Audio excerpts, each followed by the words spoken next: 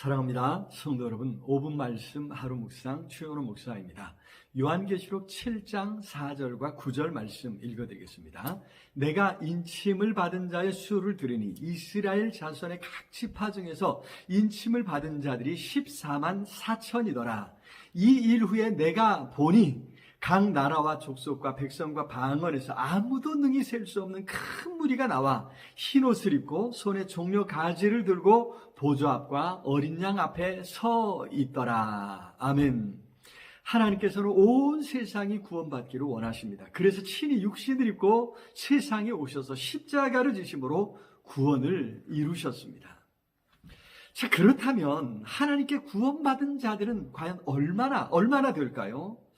예수께서 좁은 문으로 들어가라 하시면서 마태복음 7장 14절에서 생명으로 인도하는 문은 좁고 길이 협착하여 찾는 이가 적음이니라 하셨지요. 그렇다면 구원받은 자는 그렇게 많지 않을 것 같다는 생각이 들지 않습니까? 과연 여기 요한계시록에서 사도 요한은 구원받은 자의 총수를 들었습니다. 14만 4천이라는 것입니다. 자, 14만 4천이라? 에게 겨우 그런 생각이 들지 않습니까? 역사상 얼마나 많은 사람이 살았는데 지금 현존하는 인류만 해도 80억인데 구원받은 사람이 14만 4천밖에 되지 않는다는 말입니까? 그렇습니다. 그렇게 생각할 수 있겠습니다. 그런데 문제는 분명 그렇게 들었는데 저자인 요한은 실제 그렇게 구원받은 자들이 서 있는 것을 볼 수 있었습니다. 이 일 후에 내가 보니 그렇습니다. 그런데 그가 보았을 때 놀랍게도 각 나라와 백성과 족속과 방언에서 아무도 능히 셀 수 없는 큰 무리가 나와 있었습니다. 앞에서 들을 땐 분명히 14만 4천이었는데 눈으로 확인했을 때는 셀 수 없었단 말이죠.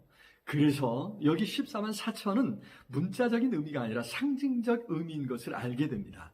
구원받은 사람이 얼마나 되는지 그 숫자를 정확히 셀 수 없을 정도로 많다는 것이죠.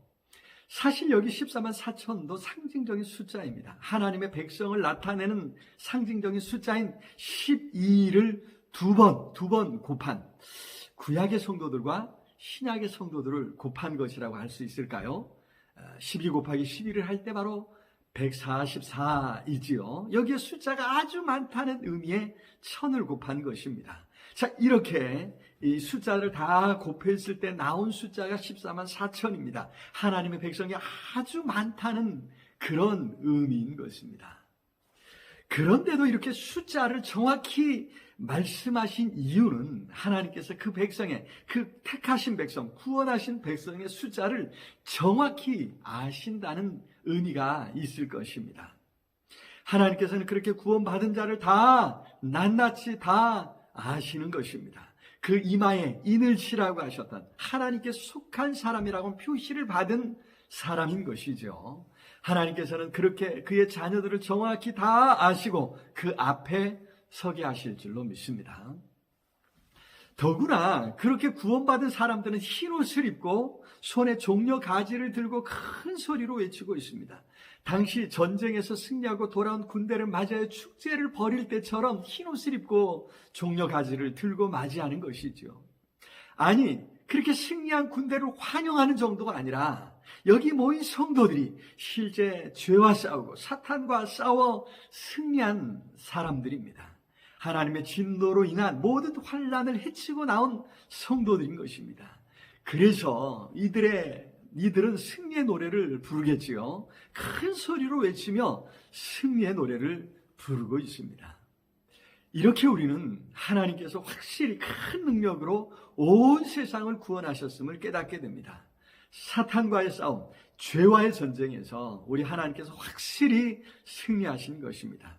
하나님은 그렇게 사탄과 싸워 온 세상에서 그의 백성을 모두 다 구원해 내실 것입니다. 그 가운데 오늘 우리도 포함되어 있는 줄로 믿습니다. 사랑의 주님 참으로 감사합니다. 어찌 이처럼 사랑하시 친히 이 땅에 오셔서 우리를 구원해 주신 것 감사합니다.